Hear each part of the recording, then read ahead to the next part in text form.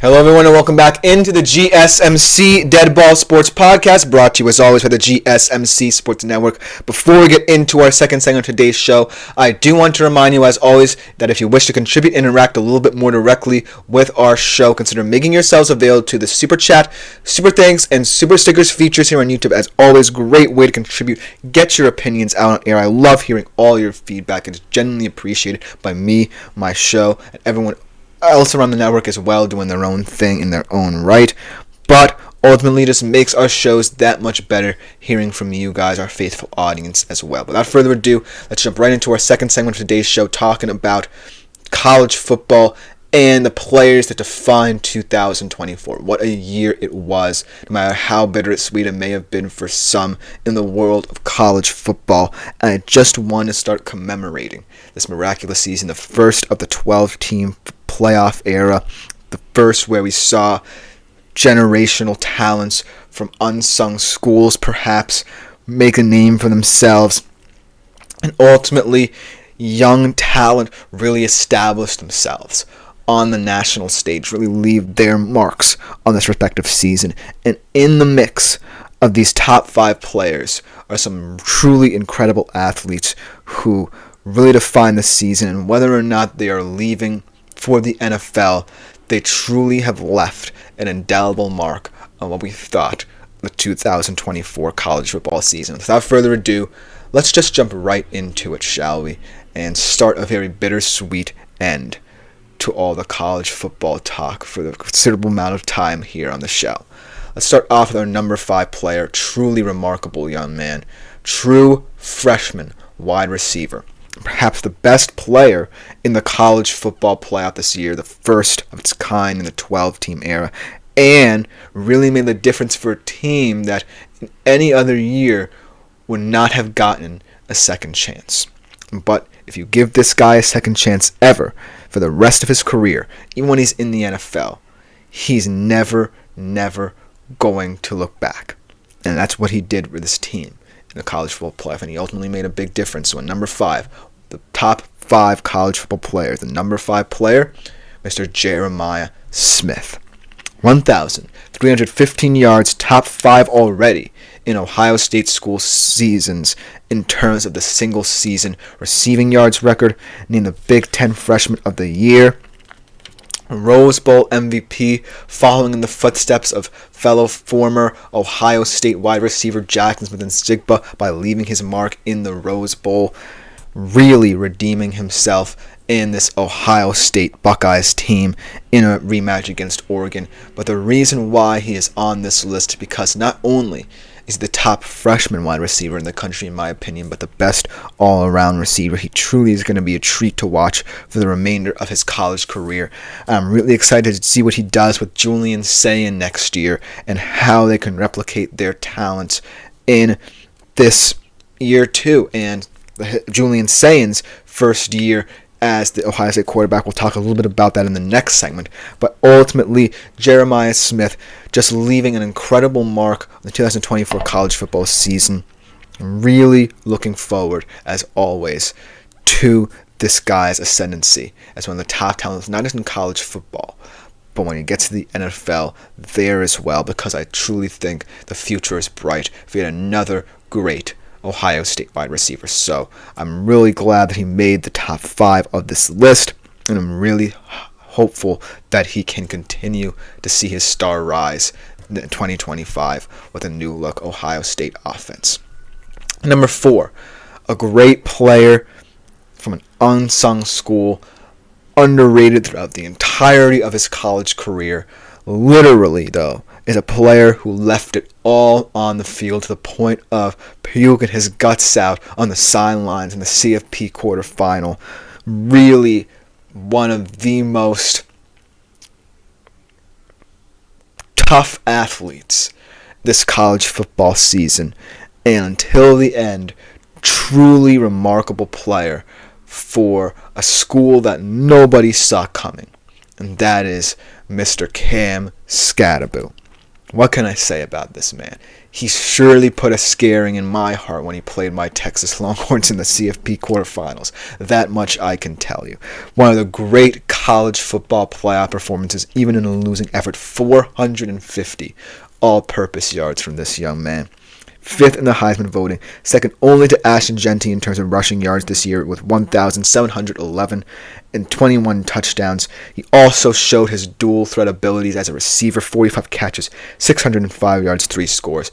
But his performances like the one against Texas, performances like the one in the Big 12 championship, performances like all the performances required for Arizona State to really give the middle finger to the naysayers this year were needed by Cam Scadaboo.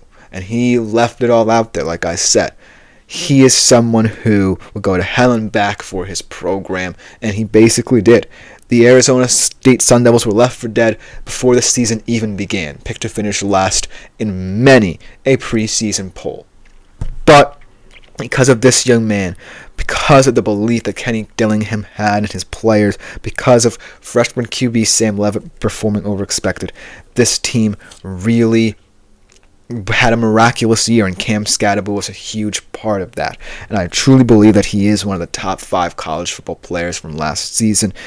It's going to be sad to see such a talented, tough, physical player go, but hopefully he finds a home in the NFL where his physicality will be something that his NFL team prides him on and can make a difference for his team as well. So Cam Scadaboo, I salute you as someone who is a Texas Longhorns fan. You certainly gave us a heck of an effort for your Arizona State Sun Devils trying to beat us. So this is someone that I think really did leave an indelible mark for someone who many people may not have known before the season began. Not necessarily to the extent that we followed him this season because of the fact that no one expected much from Arizona State. But kudos to him for proving that these small school guys should never be doubted. And so that's why I think that Cam Scadaboo certainly deserves to be in the top 5. Then at number 3, speaking of strange journeys from small schools to large schools, how about Mr. Cam Ward? Truly remarkable journey for this young man. From incarnate word to being considered perhaps the number 1 overall pick in this year's draft. I think that Cam Ward is a story that a lot of people can get behind if they've been following college football for the past 5 years. And his time at Miami, even though he was not able to lead them to a playoff appearance, was truly remarkable, especially for all the clutch moments he was able to deliver for them. He led the country in total QBR, pass touchdowns, had, I believe, I only got to read my notes here. He had a lot of completions for 20-plus yards in his career. That just proves to you how clutch he really is. 4,313 for the season, but ultimately truly remarkable in terms of how he led Miami to the brink. And if it weren't for that terrible defense, this Miami team would truly have been able to reap the benefits of having a guy like Cam Ward. But ultimately, 3rd in Heisman voting, potential number 1 overall pick in this year's draft. What can't be said about Cam Ward? I'm really looking forward to his NFL career, no matter where he ends up. He is someone who just has the it factor. And no matter where he went in his college career, whether he start at Incarnate Word, transferring to Washington State, and then making the big move to Miami for his final college season, he has truly been a miraculous football player with a clutch gene unlike any other in the past 5 years or so. So I truly believe that Cam Ward is a special player who's going to have a special career in the NFL once he gets there. Then number 2, another small school guy with another crazy story. Runner-up in the Heisman voting, truly one of the best running back seasons we've ever seen in college football to date. Maybe second only to Barry Sanders' 1988 season when he set the college football rushing record. And this is the guy who nearly beat it, Mr. Ashton Jeanty. 2,601 yards, 29 touchdowns in this season. And the remarkable thing about this was He could have done the very same thing with a Miami, with a Georgia, with an Alabama even, Ohio State. But no, he decided he wanted to stay at Boise for his final college football season and lead them to the group of 5 appearing in the CFP in the 12-team playoff. He wanted to prove that Boise was the best group of 5 team, that he was the best group of 5 player, and that he would be the best player in the college football playoff. And a lot of people thought he was. And yes, they got overmatched in that matchup against Penn State. But he proved that he was no fluke. And you may think whatever you want about him, but in my opinion, he would have been my Heisman just because of the willingness to stay at a school like Boise, be their best overall player, and week after week deliver standout performances on a stage that wasn't necessarily presented to a team like Boise, say 2 decades ago. But he has really led to the rise of some of these guys potentially sticking with these smaller schools they initially sign with and truly finding ways to become superstars. So Ashton Jeanty is someone who I greatly respect and really hope the best for in the NFL, no matter where he ends up, even if it's the Cowboys, which I would ultimately hate because I despise the Cowboys. And I think that Ashton Jeanty deserves far better because he truly is a remarkable running back who deserved all the hype that was awarded for him. So that's why I think that he could have been at least number 2, but also number 1 on this list. But number 1, I can't make any arguments with this as either, because Travis Hunter is truly a generational talent and he plays both ways. The Heisman winner, and on both sides of the football, proving his prowess. 96 passes caught, 1,258 yards, 15 touchdowns, and seen by many, not just in the college football circles, but now in the NFL circles, to be one of the best cover corners in college football this season.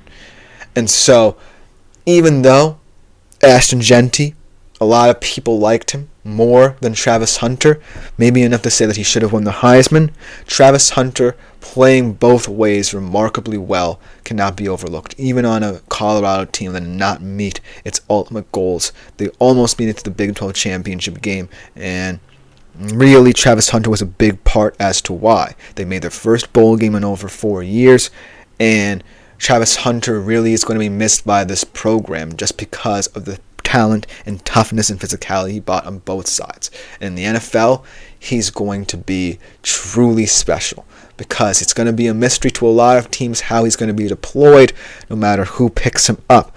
And so I feel like even though I truly love Ashton Jeanty just a little bit better because of his story, you can't deny Travis Hunter's versatility, his ability, his experience, his knowledge at the college football level, now transitioning to the NFL as one of the best two-way talents we've ever seen, and one of the only ones we might see in this generation.